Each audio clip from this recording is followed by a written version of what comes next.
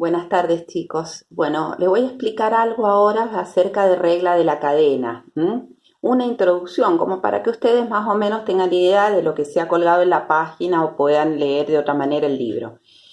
Regla de la cadena lo utilizamos permanentemente. Por ejemplo, ustedes tenían una función y que era igual a coseno de x cuadrado más 1, ¿sí?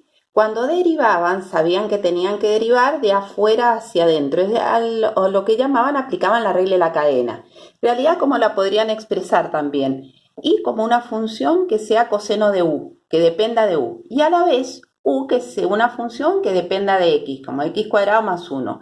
Entonces, si yo tengo que derivar y respecto de la última variable que viene a ser x, ¿qué tendría que hacer? Primero derivar a la función respecto de u y después derivar a u respecto de x. Y ahí obtenía entonces la derivada.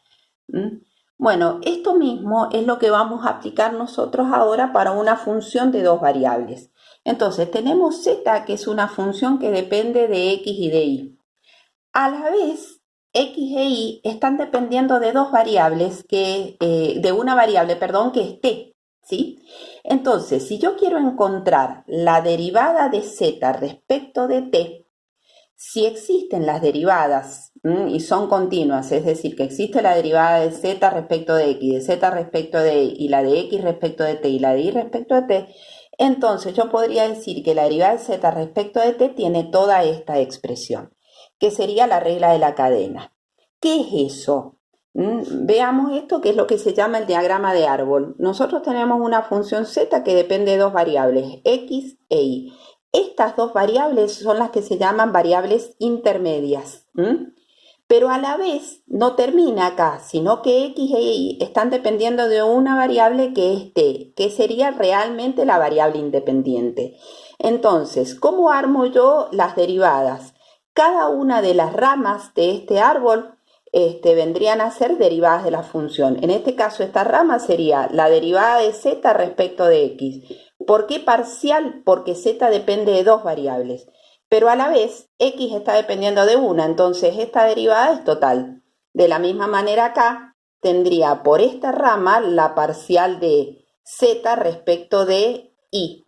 Y aquí encontraría entonces la de y respecto de t. ¿Ven? Y acá tenemos entonces la función, las variables intermedias y la variable independiente, que muchas veces estas variables intermedias nosotros las eliminamos, como en el caso, por ejemplo, de esto. Nosotros no ponemos esto. ¿Qué ponemos directamente? Colocamos esta función. Bueno, pero si no la eliminamos, entonces tendríamos que encontrar la derivada de esta manera. ¿Ven? La demostración de esta fórmula que vemos acá es muy sencilla, ¿sí? Como la función tiene derivadas parciales primera y son continuas, entonces es diferenciable. Y si la función es diferenciable, entonces cumple con el teorema de aproximación lineal. Recuerden lo que les había dicho, que cuando una función era diferenciable, significaba de que cumple con el teorema, tiene derivadas parciales primera y son continuas, y además tiene plano tangente único. Son todas equivalentes. Entonces, para demostrarlo, utilizo el teorema, la expresión del teorema, es decir, el incremento equivale a toda esta expresión. Si nosotros ahora dividimos por delta t, ¿por qué? Porque queremos encontrar el límite de este cociente incremental. Entonces dividimos todo por delta t, ¿sí? Y ahí aplicamos límite para delta t tendiendo a 0, entonces el límite de este cociente incremental me estaría dando la derivada de z respecto de t.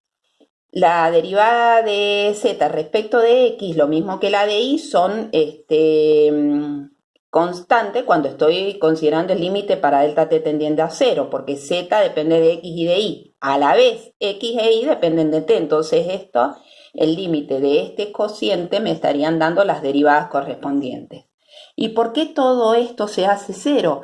Y porque precisamente si delta t tiende a 0, entonces delta x y delta y tienden a 0. Y si delta x y delta y tienden a 0, entonces epsilon 1 y epsilon 2 tienden a 0, que es lo que me determina el teorema de aproximación lineal. Gráficamente, ¿qué es lo que significa? Nosotros tenemos la función z igual a f de x y que es la superficie, mientras que esto vendría a ser el dominio de la función. pero nosotros no vamos a utilizar todos los valores de x, y para los cuales está definida la función, sino vamos a utilizar los valores de x, y que corresponden a estas ecuaciones paramétricas. Estas ecuaciones paramétricas lo que me dan es una curva, que sería las funciones que están dependiendo de x e y que están dependiendo de t. Entonces, esta sería esta expresión que tengo acá, esas ecuaciones paramétricas me definen esta curva. La imagen de todas esas ecuaciones, de toda esa curva vendría a ser esto. ¿Qué sería esto? Esto sería z cuando f está x dependiendo de t e y dependiendo de t. ¿Sí? Me queda muy chiquito, perdón. Entonces, esto vendría a ser, lo coloco acá, cuando z es la función en donde x depende de t e y depende de t, es decir, que no son todos los valores de x y de y, son solamente la imagen que corresponde a esa curva. Entonces, en un punto determinado, lo que estamos haciendo es calculando la pendiente de la recta tangente. Bueno, esa pendiente de la recta tangente me daría geométricamente la derivada de z respecto de t.